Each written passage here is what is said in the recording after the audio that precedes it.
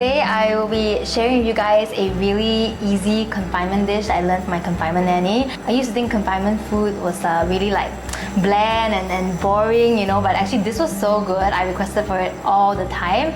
And if you guys are like breastfeeding, you know, this is really great because green papaya helps with like boosting your milk supply. I think it does. So when Lisa shared with me that she's going to cook this green papaya stir-fry, I was like, wow, green papaya is a milk booster for breastfeeding mothers as it increases the secretion of oxytocin. It's a hormone that is much needed for breast milk production to flow out smoothly. Yeah, and most importantly is that it actually tastes good, so that's what we want. So yeah, today we're making a really easy green papaya stir fry. Most people eat green papaya in confinement in the green papaya fish soup. Yeah, so this is another alternative because green papaya is actually is pretty big, so you can actually make a lot of dishes with one. So yeah, so okay. Brilliant. We are gonna start with sesame oil. So as usual with most confinement dishes, the oil of choice is always sesame. So we're gonna heat the sesame oil up. And then we're gonna go in with ginger. So this is just bentong ginger. Bentong ginger has a bit more like heat compared to like young ginger or even old ginger. So we're gonna go in with this. And I just like mince it up quite finely. So I always put ginger first because ginger doesn't burn as quickly as garlic. Garlic burns faster.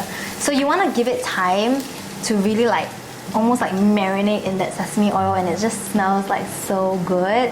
When that is getting really fragrant and kind of like brown, okay, we're gonna add in our garlic.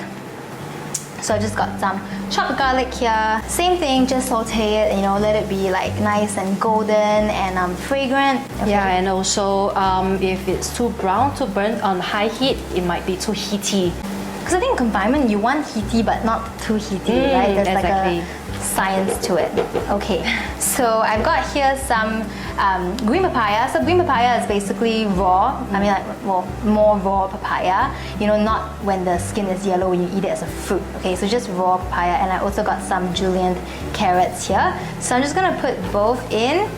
They're both quite like hard vegetables, so they'll cook the same amount of time. Yeah, so green papaya is readily available in like Sheng Siong market and the wet market. I do grow them in my garden as well. Really? Yeah. Wow. I love green papaya in soup. They're so sweet. Oh my gosh, I can't wait to taste this. Never knew. I've only had green papaya in Thai, you know, like Thai papaya salad. Green papaya salad, right? And it's very sour and it's like, I'm not a big fan. But I never knew that eating it, only after confinement, I ate it like that, right? And when you boil it, it's so soft, it's like radish, it's so yummy. And so we're just gonna mix the flavors in, but we're gonna braise it so that it becomes nice and soft.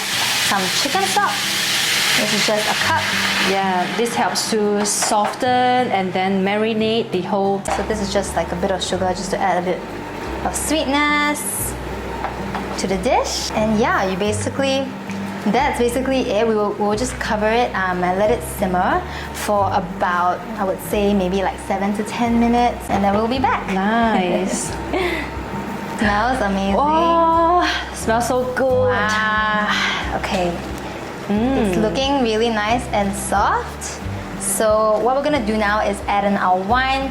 You can use Shaoxing wine, but I'm using luo mi jiu, which is a glutinous rice wine. It's a bit sweeter in flavor. I learned this from my confinement nanny as well. And it just adds to the flavor. Really, really nice. Okay, so we add that at the last bit, and basically we are done.